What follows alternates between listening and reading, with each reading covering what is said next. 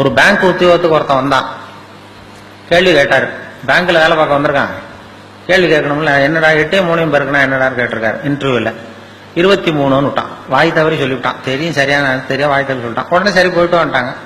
வெளியில வந்து யோசிச்சான், ஆகா இது ஒரு சின்ன கேள்வி, 8 3 பேருக்குன்னா என்னன்னு கேட்டாங்க, நம்ம வாய் தவறி 23 சொல்லிட்டோம், இது நிச்சயமா இந்த வேலை கிடைக்காது, பேங்க்ல எப்படி வேலை கொடுப்பாங்க, ஏதோ தப்பா போச்சுட்டு போயிட்டான். நமக்கு வேலை இல்லைன்ட்டு வீட்டுக்கு போனா ஒரு 10 நாள்ல அப்பாயின்மெண்ட் ஆர்டர் வந்துட்டுது, வேலைக்கு வந்து சேர்ந்துக்கிடான்னு.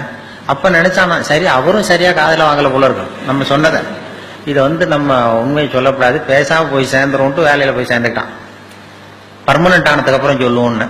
வேலை பர்மனன்ட் ஆச்சு. அப்புறம் 2 மாசம் கழிச்சு அந்த மேனேஜர்கிட்ட போய் உட்காந்தான். சார், அன்னைக்கு இன்டர்வியூக்கு வந்த அன்னைக்கு என்ன ஒரு கேள்வி கேட்டீங்க, 8 3 பேருக்குன்னா என்னன்னு, நான் வாய் தவறி 23 சொல்லிட்டேன், நீங்களும் அது சரியா காதல வாங்கல, எனக்கே வேலை கொடுத்துட்டீங்க சார், ரொம்ப தேங்க்ஸ் அப்படின்ட்டு இருக்கான்.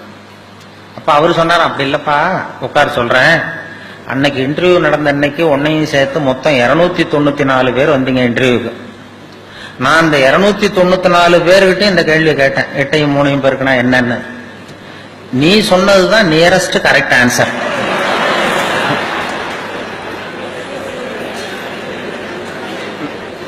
நான் அதனாலதான் உனக்கு வேலை கொடுத்தேன், ஏமாந்து போய் கொடுத்துள்ள அப்படின்னாராம். அதுதான் அந்த பைத்தியத்தன்மை. அதாவது வாழ்க்கையில வந்து நிம்மதி வேணுங்கிறவங்களுக்கு நியரஸ்ட் கரெக்ட் ஆன்சர் பார்க்க தெரியணும். பர்ஃபெக்ஷன் பார்க்கறவங்களுக்கு நிம்மதி இருக்காது. அறிவியல்ல துல்லியம் முக்கியம், சயின்ஸ்ல எல்லாம் ரொம்ப துல்லியம் தான் வேணும். மற்ற அறிவியல் உலகத்துல அதுல கிட்டத்தட்ட இப்ப ஒரு செவ்வாய் கிரகத்துக்கு அனுப்புற ராக்கெட்டு பரவாயில்ல பக்கத்து கிரகத்துல போய் இறங்கிட்டு அப்படின்னு போக முடியாது.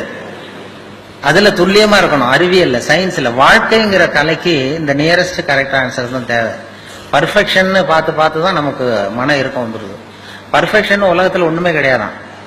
நானே என் மனசுல ஒரு உருவத்தை வரைஞ்சிக்க வேண்டியது, நான் வரைஞ்சிக்கிற மனசுக்குள்ள வச்சிருக்கிறேன் அதே மாதிரி எதிரில் இருக்கிறது இருக்கான்னு பாக்குறேன். அப்படி இருந்ததுன்னா அது பர்ஃபெக்ட்னு ஒத்துக்கிறேன், இல்லைன்னா அது பர்ஃபெக்ட் இல்லைங்கிறேன். அதாவது கோளாறு நான் வரைகிற ஓவியத்தில் இருக்கு. எது இந்த உலகத்துல எப்படி எப்படி இருக்கணுமோ அது அப்படித்தான் இருக்குது. Accept people as they are, accept things as they ஆர்மாங்க. அதனால வந்து நானா உன்னை மனசுல வச்சுக்கிட்டு இது மாதிரி அது இல்லையேன்னு கவலைப்படுறேன் பாருங்க, இதெல்லாம் மன இறுக்கத்துக்கு காரணமா போடுது.